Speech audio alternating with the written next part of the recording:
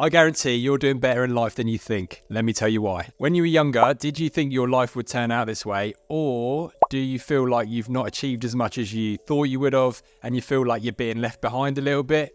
Don't worry, that's completely normal. I definitely feel like that sometimes. Life doesn't always go exactly as you planned, and that's okay. Having goals is great, but sometimes when we don't reach them as quickly as we would like, we can get a bit frustrated. The problem is we focus so much on what we haven't yet achieved that sometimes we forget about all the amazing things we've already achieved and all the amazing things we already have in our lives. So here are 8 signs that you're actually smashing it and doing way better in life than you're giving yourself credit for. Number 1, you hold yourself accountable. So if you're able to take accountability for your life situation, it's kind of like a superpower because you're able to say, right, my life is this way because of me.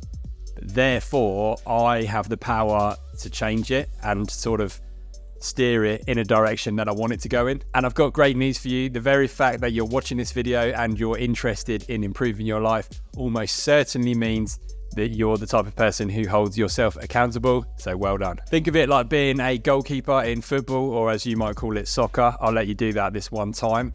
If you're the goalkeeper and you keep letting in goals, you don't just always blame the defense, or blame the rest of your team or blame the manager, unless you're the England goalkeeper, in which case it probably is Gareth Southgate's fault. That's a bit harsh, Andy. You don't see me taking the piss out your little YouTube channel. But in most cases, if you're the goalkeeper and you're letting in goals, you need to look at what you were doing and maybe what you did like not great and what you can improve on, so that then in the next match you're not going to make that same mistake again and you're going to end up being a better player for it. But that doesn't mean you need to lie in bed at night beating yourself up for your mistakes. You just need to learn from your mistakes but still be kind to yourself. You've got more self-awareness and emotional maturity than most people, and therefore you're on a great trajectory. Number 2, you know what you want and therefore you have a purpose. So if you know roughly what you want your life to look like in 5 to 10 years, then that's already half the battle, right? You've got your guiding light, your North Star, you know where you're heading,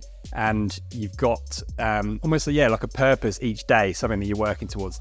The older I get, the more sure I am that one of the main secrets to happiness in life is having a purpose, something to work towards. I think as humans, we need it. Without that, we're just sort of aimless and just, wandering around and, looking for our happiness in sort of less fulfilling ways. Your purpose doesn't have to be saving the planet or achieving world peace, although if it is, more power to you, that's great. But it can be as simple as just wanting your friends and family to be happy. That's an amazing purpose in life. So if you decide that's what you want, so in 5 years' time, you're picturing the sort of happy, healthy life for you, your friends and your family, then you just reverse engineer it. You say, okay, what do I need to be doing on a day-to-day basis? How am I earning my income to achieve that sort of lifestyle? And then you work backwards from there. You've got to be realistic though. As a 38-year-old, I've probably just about realised and accepted that I've probably run out of time to become a professional footballer, although there's still plenty of time to become a Jedi because Yoda was well old. But if you've got something that's both achievable, even if it's challenging, as long as you believe that it is achievable and it's meaningful to you, that you can just patiently chip away at, then you're in a great spot. 3, you're alive today. Now, you don't necessarily get to take all the credit for this one, but the very fact that you're alive specifically today means you are a very, very fortunate person. I don't just mean that you're not dead, because although obviously that is a plus point because a lot of people don't have that luxury, I mean that you're specifically alive in the 21st century. In the grand timeline of humanity, you've absolutely hit the jackpot. 100 years ago, most people didn't even have hot showers, and here we are complaining that there's not enough stuff to watch on Netflix. Like 200 years ago, doesn't matter if you were the richest, most intelligent, most good-looking, most powerful person in the world, you probably didn't have a hot shower. You didn't have hardly any of the luxuries that we currently have today. Think about that. Despite what the news and the media would have you believe, being alive today is actually a fantastic time to be alive. We've got modern medicine. We're pretty safe with you don't just walk down the street worrying about whether the tribe from the next village is just going to come and steal all your goats and that. Do you know what I mean? It's an amazing time to be alive today. We've got bloody everything at your fingertips, with the internet, everything like that. Bubblegum, flavoured mint, chewing gum, most of these things that even a few decades ago, most people didn't have. Unlike your ancestors, you probably don't go to bed at night worrying whether a saber-toothed tiger is going to do you in while you're asleep, or a dragon. What do you mean dragons didn't actually exist?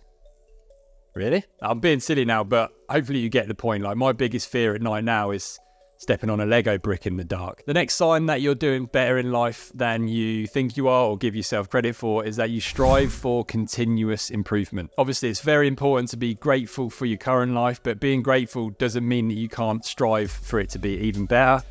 Striving to be better as a person and have a better life is absolutely a healthy thing. And like I said earlier, the fact that you're watching this video shows that you are aiming to improve, and that's a great place to be. Success to me means a whole range of factors, not just wealth, but like wealth, I think that success grows exponentially, not just in a straight line. So if you think about it in money terms, if you were investing, $100 each week, your level of success or wealth in this example wouldn't just grow in a straight line. Thanks to compound interest, it would grow more like that. People do have a tendency of sort of reaching a certain level and then plateauing. But if you just keep pushing and progressing and constantly trying to improve yourself, and you're growing on an exponential curve, if you're feeling left behind, eventually everyone else is going to plateau and you're just going to shoot straight past them. So there's that problem solved. Speaking of exponential curves, this channel is growing nicely and we're building a good little community here. I see conversations between everyone in the comments for videos, and that's literally the best thing I can see. If you like this video so far, hit the subscribe button and you'll see more from me. And if you think this video might help give other people a bit of positivity when they need it, then hit the like button, and that'll just tell the YouTube algorithm to send it out to more people. And the next sign is that you value your relationship. So as we get older, our social circle naturally shrinks. If that's happening to you, I think in my early 30s, I noticed it was starting to happen. It can get a bit worrying. It's pretty much normal. It happens to everyone, especially once you start having kids. But if you can keep a real tight-knit group of people you really care about and people who care about you and they've got your back, then you're doing absolutely amazing. There are plenty of lonely millionaires out there who, in their absolute sort of laser focus just to make money, they've neglected to invest in other areas of their life, and it's not the way to go. Now they've got a yacht, but they've got no mates to share a beer with on the yacht. So if you've got people that matter heaps to you, then you're way richer than those guys any day of the week. And the next sign that you're doing well in life is that you want fewer things, specifically material things. If you can take or leave the latest gadget, then you're in a good spot. As the Stoic philosopher Epictetus says, true wealth is not in having great possessions, it's in having fewer wants. People who constantly crave more possessions may be able to quench that thirst in the short term, but ultimately they'll never be happy because there'll always be a new thing that they want, so they'll never be fully satisfied. Going back to the yacht scenario, they could get the yacht, but then they could be sort of sailing out the harbour and see someone else with a bigger yacht, and then they want a bigger yacht, and it just spirals. Like it's not a recipe for success at all. That doesn't mean you have to live like a monk. Like, if there are things that you really want and they will bring joy to your life, then go for it. Like, for example, about 18 months ago, I bought a MacBook Pro, and to be honest, by my standards, that's really splashing out on something, but literally still to this day, every time I use it, it sparks a bit of joy for me. So things like that, you can still let yourself have the odd treat, but just don't be just spending money on the latest thing. Chasing happiness because, it's a short-term happiness. It's not real fulfillment. And the next sign is you don't sweat the small stuff. So if you can just not worry about the small stuff, then that's great. I nearly didn't include this one because I'm pretty bad at it. I do worry about things which in hindsight I probably shouldn't. I think that's just due to my extra attention to detail. At least that's my excuse anyway. If you can let go of the small stuff, then kudos to you, because ultimately it means you're going to have more energy and more brain power to work on the actual important things in life, like where your socks disappear to when you put them in the laundry. I've got a few theories, but the numbers still don't quite add up. If you're like me and you do struggle with this, then I've been finding the Headspace app quite useful, which is just like guided meditations, like literally there's 3-minute meditations, 10-minute meditations, just to give you a bit of a reset in the middle of the day when you find that you are starting to ruminate and your thoughts are spiraling on things which they shouldn't be. And the final sign that you're actually doing better in life than you think you are is that you may just need a bit of a perspective adjustment. So the other day I was reading a book, big, massive, really difficult to read book. It's called Squash and a Squeeze. It's actually my daughter's book, but you can find wisdom in crazy places when you're looking out for it. And it's basically about a, spoiler alert here, it's basically about a little old lady that is complaining that her house isn't big enough. So she asked this wise old man, my house is too small. What can I do about it? Like, help me out here, thinking he's going to help her get a bigger house or whatever. The wise old man's like, yeah, no worries. Bring a chicken in your house. She's like, that's weird advice, but all right. So she brings a chicken in the house. And she's like, oh, wise old man, now my house is even smaller. It's like, yeah, no worries. Get the goat in the house. So she brings the goat in. Then he says, get the cow in. She brings the cow in. And then, get sheep in there as well. So now she's got all these animals in her house. And she's like, I literally cannot move now. Like, this is ridiculous. Like, I wanted a bigger house. Then the wise old man goes, cool, now take all the animals out of your house. So she does. And then the old lady's like, oh, this is brilliant. My house is so big now. I've got so much room here. Like, I love this house. It's brilliant.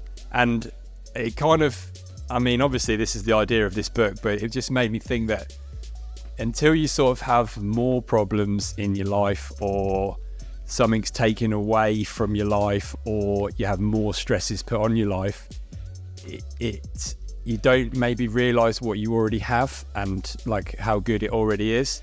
So I just thought that was a nice little message from this big important philosophical text. So something to think about. I think we're all probably suffering a bit from life dysmorphia. So you've heard of body dysmorphia, where people think they're fatter than they actually are or whatever. So life dysmorphia is when you sort of think your life is worse than it actually is, or not as good as what you think it is.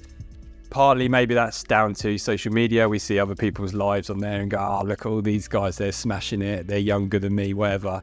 But you've got to remember, that's just the highlights you're seeing. You're not seeing like the bad bits, you're only seeing the very best bits. So yeah, and I think the media in general celebrates people in a way that can make you feel like, I'm living quite a normal life, and that's not good enough, when in fact it really is. Like, you've got a lot to be grateful for, so just take a few moments to appreciate it.